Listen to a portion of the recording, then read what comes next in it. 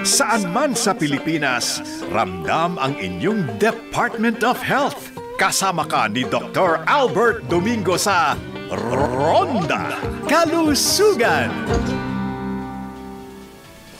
Noong nagdaang SONA 2025, itinuloy na po natin ang Zero Balance Billing. Libre po. inanunsyo ni Pangulong Ferdinand Bongbong Marcos Jr. ang Zero Balance Billing para sa mga DOH hospitals sa buong bansa upang mas mapalakas ang programa ng gobyerno sa pagtutok sa kalusugan ng mga Pilipino. May kabuuang 87 DOH hospitals sa buong bansa ang handang magserbisyo para sa ating mga kapamilya.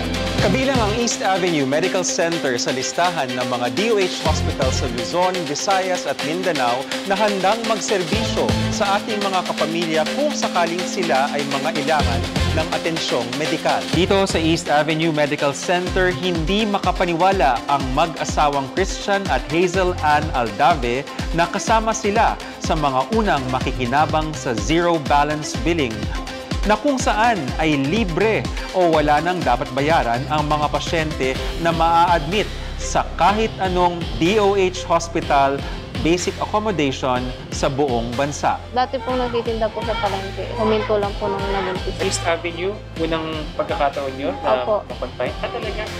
Sa dating, saan mga ospital po kayo nanganak natin? Bahay tsaka lang ilan po. Dito ay magagamit na din ng ating mga kapamilya ang mga bagong pasilidad, medical equipment at serbisyo. Kayo po ba ay normal delivery or na-operahan? Operada po. Magkano po binayad nyo? Wala po. Ayos naman. Ayos po. Ayos naman. Okay ba yung pagkain? Ako po yung kumakain. Gulay po tsaka karne magkahalo po. Almusal po, tanghalian tsaka po hapunan. Wala po, nagpapasalamat kami ng pasyente ko po sa hospital dahil nakakapagkakain ko sa oras. Ganda po operasyon, bawal po sa maximum yung mga doktor. Hindi na rin matatakot na magpa-confine ang ating mga kapamilya sa DOH hospitals dahil bukod sa mga bago ito ay wala na rin silang babayaran sa mga pasilidad sa loob nito dahil ito ay sagot na rin ng ating gobyerno. And dito po sa ward natin, nakailang araw na po kayo? 6 days na po. Dito po tayo ngayon sa DOH East Avenue Medical Center kasama ang ating Medical Center Chief, si Dr. Alfonso Cito Nunez III. Sa DOH East Avenue Medical Center, matagal na po namin ginagawa yung no balance billing.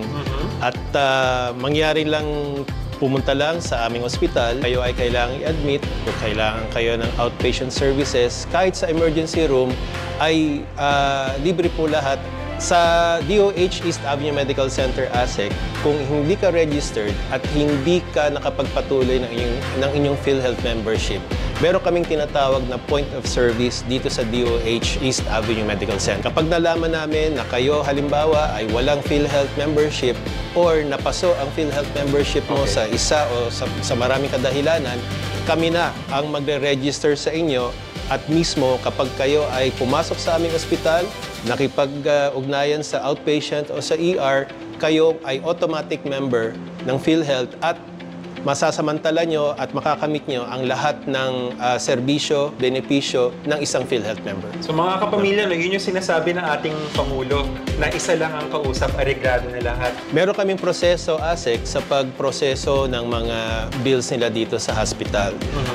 Nandito po gagamitin ang iba't ibang mga funds ng gobyerno, ng Department of Health, pati yung aming ahensya, yung DOH East Avenue Medical Center, meron kaming sariling funds para masagot at ang lahat ng mga pinansyal na pangangailangan ng mga pasyente.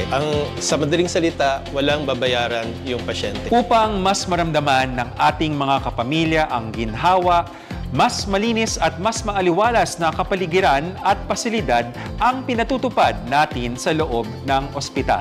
At salamat din po dahil napakalinis, naka-aircon pa po kami.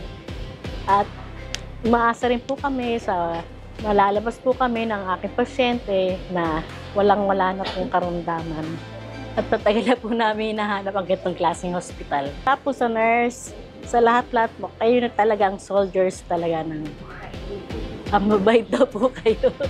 Yan ang Tatak DOH, Tatak Bagong Pilipinas. Ako po si Dr. Albert Domingo, bawat buhay mahalaga sa Department of Health.